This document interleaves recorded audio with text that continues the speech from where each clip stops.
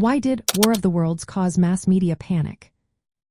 Imagine tuning into your favorite radio station on a quiet evening and suddenly hearing reports of an alien invasion.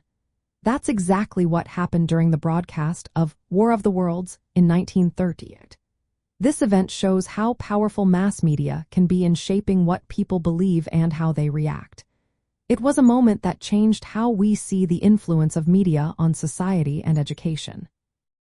The broadcast was a dramatized version of H.G. Wells' novel, but it was presented as if it were real news. The show used a format that mimicked actual news bulletins, which made it seem very believable. Many listeners who tuned in late or missed the introduction thought the invasion was happening right now. The realism of the broadcast was helped by the absence of commercial breaks, making the story feel uninterrupted and urgent. At the same time, the late 1930s were a tense time. The world was on the brink of World War II, and people were already anxious about threats from other countries. This fear made many more likely to believe that such a terrifying event could be real. The media's sensational style also played a role. Newspapers at the time exaggerated the panic, spreading stories of chaos and confusion.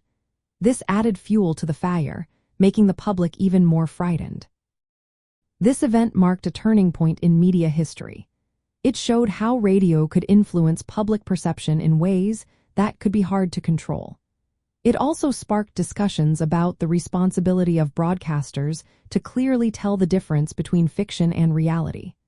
The success of the broadcast made Orson Welles famous and highlighted the growing power of mass media.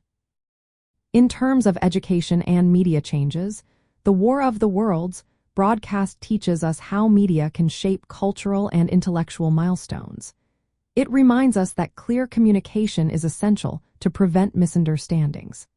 This event is still studied today as a clear example of how media can influence what people believe and how they behave. It proves that the way information is presented can have a real impact on society, especially when the line between fact and fiction becomes blurred.